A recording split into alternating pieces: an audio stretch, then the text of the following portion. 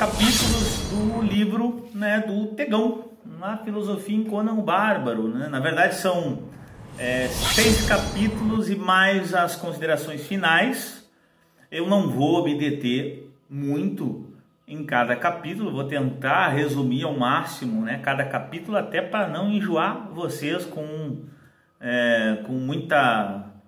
muitos detalhes que vão ser apreciados de verdade na leitura do livro, né? A ideia é essa, que vocês, caso tenham os recursos necessários, comprem o livro porque vale a pena. Bom, o primeiro capítulo é sobre o homem escritor Robert Howard, né? O homem Robert Howard, um pouquinho da biografia dele, muito por cima, não é aquela coisa com muitos detalhes, e um pouco sobre as suas características de escritor. O ambiente que ele viveu, muito importante, por quê? Porque é um ambiente do Texas dos anos 20 e 30, em que acontecia muita coisa muito rapidamente. Howard, a gente sabe, viveu pouco, né? Morreu com 30 anos, comete suicídio em 36, mas um ambiente intenso. Por que intenso? Primeiro pelo boom, né? Pelo boom, maneira de dizer, né? Pelo crescimento do negócio do petróleo, e depois pela crise oriunda disso. Quando começam a vir muita gente para lá, começa a vir muita gente à procura de dinheiro fácil, e aí tu tem também um crescimento da criminalidade, o que só piora com a crise de 1929, a quebra da Bolsa de Valores de Nova York, que se espalha pelo mundo, gera muito desemprego no país e no mundo, uma grande depressão econômica. Quando a recessão ela é contínua, a gente chama de depressão econômica, então todo mundo está em depressão econômica, e aí esse sentimento de crise que vai afetar Robert Howard. Ele sente que tem uma crise, ele sente que essa crise foi causada pela civilização moderna, ou melhor, contemporânea. Então isso está presente na psique do autor. Além disso, ele fala um pouco sobre os gêneros literários em Robert Howard, né? As suas influências, tem muitas. Mas o Tegão traz 3 influências principais. H.P. Lovecraft, com o seu horror cósmico, o seu Cthulhu's Mythos, presente em toda a era moriana. O Lord Dunsany, que é um autor que escrevia sobre mitos e maravilhas e contos e fábulas, um compilador e criador de mitos e maravilhas, de certa maneira é visto por muitos como o pai do gênero ou do subgênero da, entre aspas, espada e feitiçaria, né, que não tinha essa denominação ainda na época. E também o Clark Ashton Smith, que é um cara que fazia parte do universo pulp, assim como Howard e como Lovecraft, e que escrevia muito sobre a Lemúria, né, sobre a Atlântida, os grandes cataclismas do passado, da onde Howard, um dos autores que Howard vai pegar para falar também dessas civilizações que acabaram, né, submergindo num grande cataclisma do passado pré-histórico da humanidade, vamos dizer assim.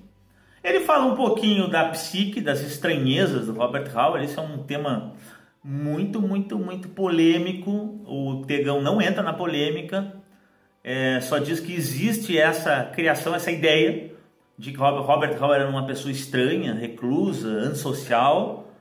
A gente sabe hoje em dia que isso é muito complicado, porque os biógrafos que criaram essa imagem de Robert Howard estão sendo questionados porque não trouxeram fontes para sustentar isso.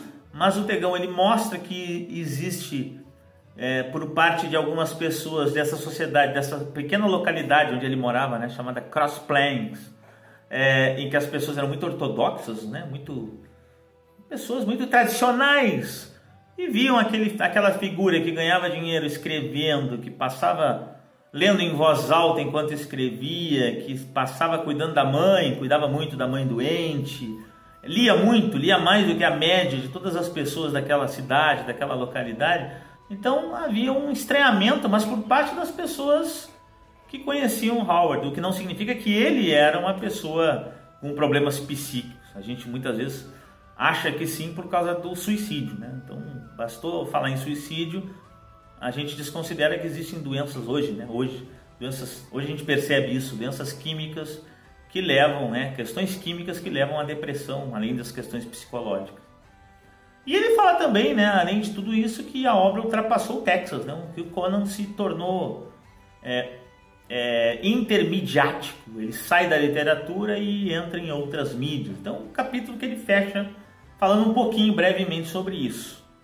No segundo capítulo, é um segundo capítulo que entra no mundo iboriano e na fantasia de Robert Howard, né? Entra nessa parte, né? Explicando essa era iboriana, esse momento do passado da humanidade em que o Robert Howard não faz uma cronologia no sentido de dar datas, mas ele diz, lá no passado da humanidade, antes das grandes civilizações que nós conhecemos, existia uma era, né, antes dos filhos de Árias, né, como diz lá nas crônicas da Nemédia, né, lá no primeiro conto lá de Conan, ele já traz essa época, explicação um pouco sobre essa época da era iboriana. Então ali o Tegão fala um pouco sobre a era iboriana, sobre os mitos que o Howard vai utilizar, os nomes que ele utiliza. Então ele utiliza alguns nomes históricos e vai mudando apenas algumas coisinhas para que o leitor meio que visualize, né? Então está visualizando lá o Shemita,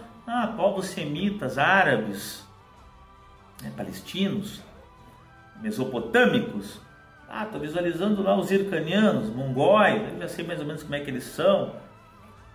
Os afigules, afegãos, aí o nome ainda é mais parecido, né?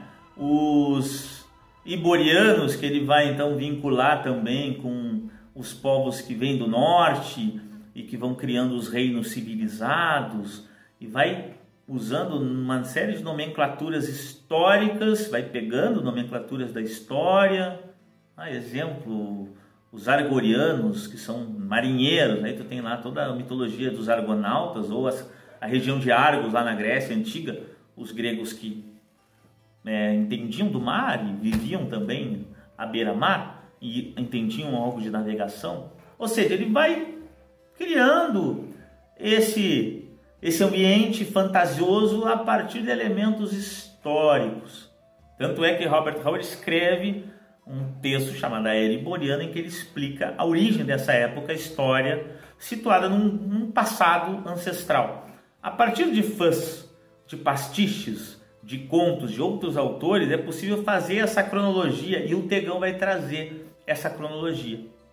Vai trazer então algumas datas com alguns acontecimentos, não só baseados nesse caso na literatura howardiana, mas também nos contos escritos por outros, nas HQs, em outras mídias. E ele vai trazendo lá que o grande cataclisma que deu fim à era turiana, lá do rei Kul da Valúzia, mais ou menos por 18.000 antes de Cristo.